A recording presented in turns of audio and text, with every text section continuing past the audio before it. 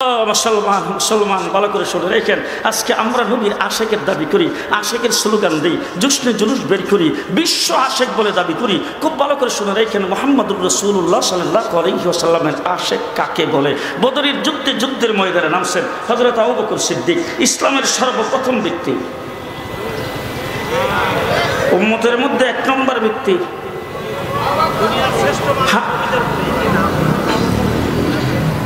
শুধু কি আমাদের নবীর পরে?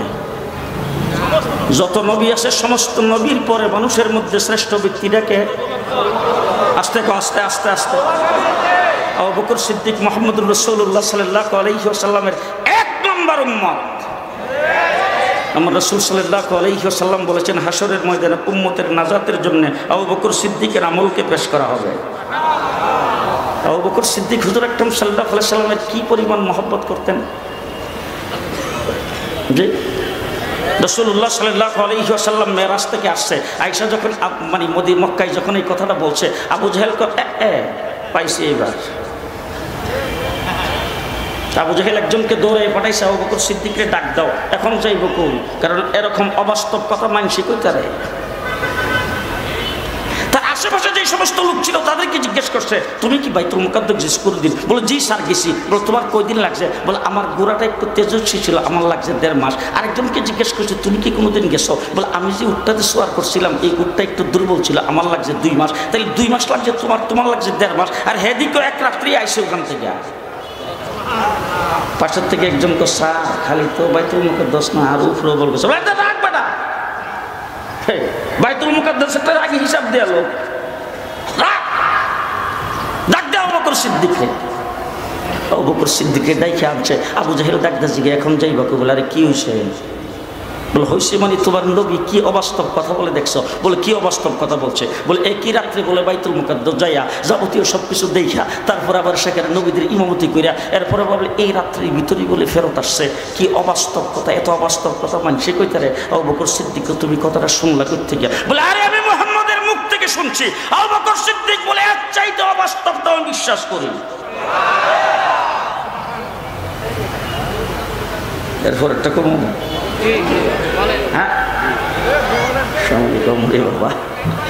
এরপরেরটা কমো। আবু বকর সিদ্দিক আল্লাহ নবীর দরবারে গেছে, আল্লাহ নবী বসাইছেন আবু বকর সিদ্দিককে। আবু বকর সিদ্দিক মাথা নিচের দিকে দিয়ে বসছে। আবু বকর রাত্রের বেলা ঘুমিয়েছিলাম, জিবরাইল আমিন আমার কাছে আসছে, সাদাক্তা ইয়া রাসূলুল্লাহ, আমার যদি কইতে আমি কইতাম আচ্ছা আচ্ছা, বুঝলেন না? আবু বকর সিদ্দিক সাদাক্তা ইয়া রাসূলুল্লাহ, আমাকে ঘুম থেকে উঠায় হাতিমে কাবায় নিয়ে গেছে, সাদাক্তা ইয়া রাসূলুল্লাহ। এরপর আমার সিনাটাকে সাফ করছে, সাদাক্তা ইয়া রাসূলুল্লাহ। মাথা নিচের দিক দিয়ে কোনো প্রকার চুচেরা নাই, সাদাক্তা ইয়া রাসূলুল্লাহ। এরপর আমাকে বুরাকের উপর সোয়ার করাইছে, সাদাক্তা ইয়া রাসূলুল্লাহ। আমাকে সোজা নিয়ে বাইতুল মুকাদ্দাস চলে গেছে, সাদাক্তা ইয়া রাসূলুল্লাহ। বাইতুল মুকাদ্দাস যাওয়ার পথে আমি 3 জায়গায় নামছি, সাদাক্তা ইয়া রাসূলুল্লাহ। 2 রাকাত করে নামাজ পড়ছি, সাদাক্তা ইয়া রাসূলুল্লাহ। বাইতুল মুকাদ্দাস যায় দেখি 1,24,000 নবী সেখানে আগমন করেছেন, সাদাক্তা ইয়া রাসূলুল্লাহ। আমি নবীদের ইমামতি করে 2 রাকাত নামাজ পড়াইছি, সাদাক্তা ইয়া রাসূলুল্লাহ। এরপরে আমাকে জিবরাইল আমিন নিয়ে উপরের দিকে উঠতে শুরু করেছেন। প্রথম আসমান, দ্বিতীয় আসমান, তৃতীয় আসমান, চতুর্থ আসমান, পঞ্চম আসমান, ষষ্ঠ আকাশ, সপ্তম আকাশ, সাদাক্তা ইয়া রাসূলুল্লাহ। হযরত ইব্রাহিম আলাইহিস সালামের সঙ্গে বাইতুল মামুরে সাক্ষাৎ হয়েছে, সাদাক্তা ইয়া রাসূলুল্লাহ। আমি সিদরাতুল মুনতাহার বর্ডারে গেছি, সেখানে যে জিবরাইল আমিন আর যাইতে পারে নাই, আমি সেই বর্ডার ক্রস করে সামনের দিকে গেছি, সাদাক্তা ইয়া রাসূলুল্লাহ। সর্বশেষ যাই আল্লাহ পাকের সান্নিধ্যে বসছি, আল্লাহর সঙ্গে কথা বলেছি, সাদাক্তা ইয়া রাসূলুল্লাহ। এরপরটা শুনেন ভালো করে, রেডি হন। আশহাদু আন্নাকা নাবিয়্যুন হাক্কা, আশহাদু আন্নাকা নাবিয়্যুন হাক্কা, আমি সাক্ষ্য দিলাম আপনি নবী বরহক, তার মধ্যে কোনো সন্দেহ নাই। এবার নবী কি বলছে শুনবেন।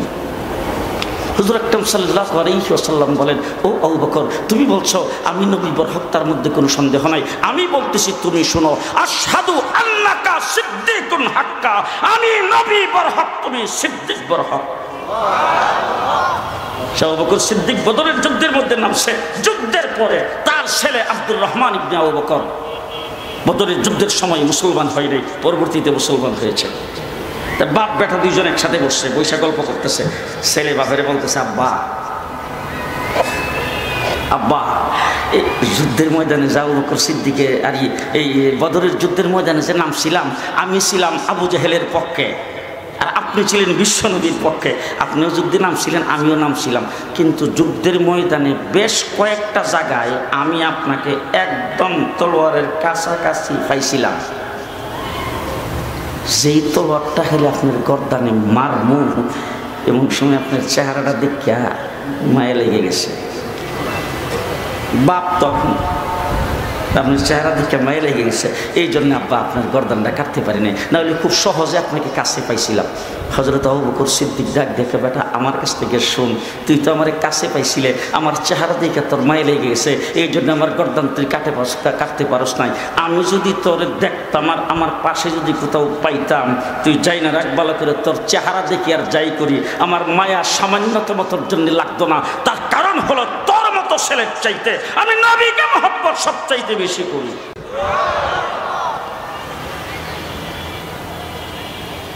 মুহাম্মদুর রাসূলুল্লাহ সাল্লাল্লাহু আলাইহি ওয়াসাল্লামের বিবি উম্মাহাতুল মুমিনিন উম্মে হাবিবা,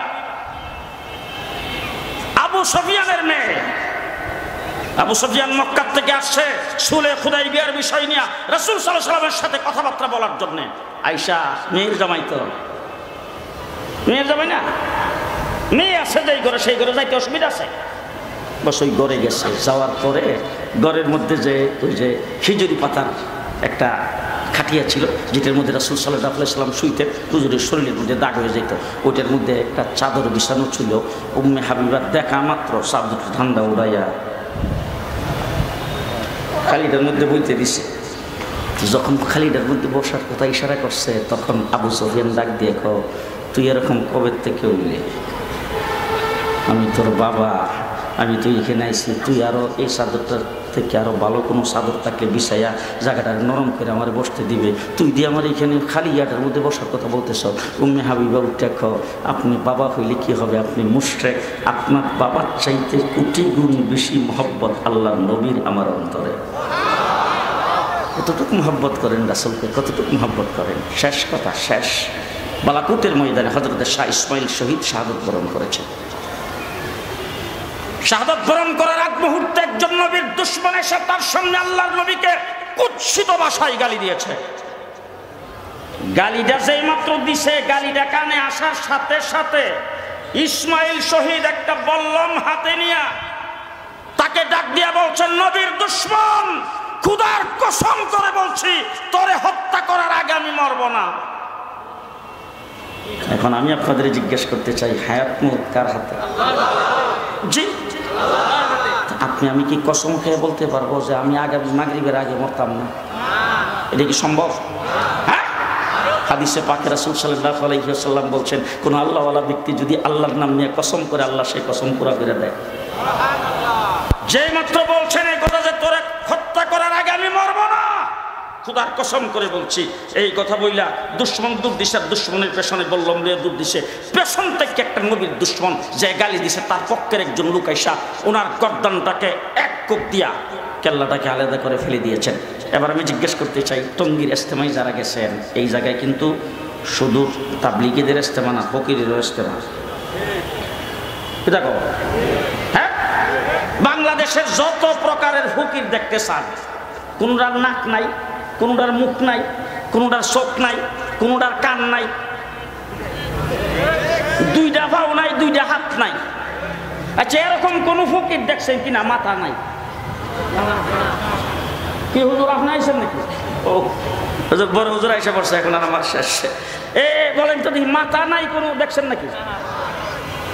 আরে ওই যে বললাম যে ওই দলের লোকে মাথা নাই কোনো ফকির দেখছেন? মাথা ছাড়া কেউ বাঁচতে পারে? ইসমাইল শহীদের গর্দান আলাদা করে ফেলে দেওয়ার পরে বল্লম নিয়ে তার পেছনে 200 গজ দৌড়ে যায়, বল্লম মেরে তাকে হত্যা করে তারপরে তিনি করছেন। তার নাম আশিকে রাসূল।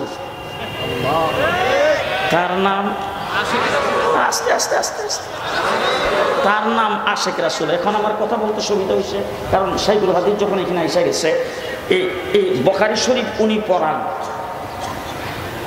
এখন বখারি পড়েন না বখারি পড়েন না, এখানে আরও আছে। আমি ওনাদেরকে জিজ্ঞেস করতে চাই, আমি এ পর্যন্ত যত সামান্য যুদ্ধর এলেম শিখছি এর ভিতরে আমি পাইছি আবু জাহেলে রাসূলকে দুইটা শব্দ দিয়ে গালি দিছে।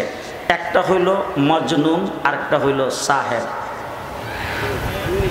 আমাদের কি কোনো জাদুঘর আর হইল পাগল। মুশরিকরা আল্লাহর নবীকে গালি দেয় নাই, আর আমার বাংলাদেশে গত 15 বছরে রাসূলকে চরিত্রহীন বলেছেন, নারী পাগল বলেছেন। এই কথা শোনার পরে অন্তরে ব্যথা লাগছে কার কার? আজকে উলামায়ে কেরামকে সাক্ষী রেখে বলে গেলাম, যদি অন্তরে ব্যথা লাগা থাকে আপনি ইমানদার না হইলে বেঈমান। বেঈমান আপনি যদি অন্তরে ব্যথা না লাগে। এই সমস্ত কুৎসিত ভাষায় জঘন্য শব্দ উচ্চারণ করে বাংলা ভাষার জন্য জীবন দিয়ে যারা দেশকে রক্ষা করেছেন, ভাষাকে রক্ষা করেছেন, সেই ভাষাকে কলঙ্ক করে যারা গালি দিয়েছে তাদের পক্ষে ছিল সরকার, তাদেরকে বিভিন্নভাবে প্রতিষ্ঠিত করেছেন। 2 নম্বর, আমি জিজ্ঞেস করতে চাই আপনাদের এ কথা শুনলে ব্যথা লাগে না? লাগে না? আমার ঘটনা আরো ছিল, এগুলো বলার টাইম নাই। এই যে ইসমাইল শহীদকে যে শহীদ করছে, ইসমাইল শহীদ যে শহীদ হয়েছে, যাকে মারছে তার অন্তরে ব্যথা লাগছে দেখি তো, কথা কয় না দেখি। এরকম যাদের অন্তরে একটু বেশি ব্যথা লাগছে, আমরা তো হইলাম দুর্বল ইমান, শক্ত ইমান যাদের, তাদের অন্তরে ব্যথা লাগছে কিনা? ব্যথা লাগছে যে আল্লাহর নবীর মহব্বতে কেউ যায় যদি সাথে রাসূল যারা আল্লাহর নবীকে গালি দিয়েছেন তাদেরকে যদি করে থাকে, তাদের উপর যদি করে থাকে, নিশ্চয়ই তারা কোনো অন্যায় করে নাই, তারা রাসূল প্রেমিক।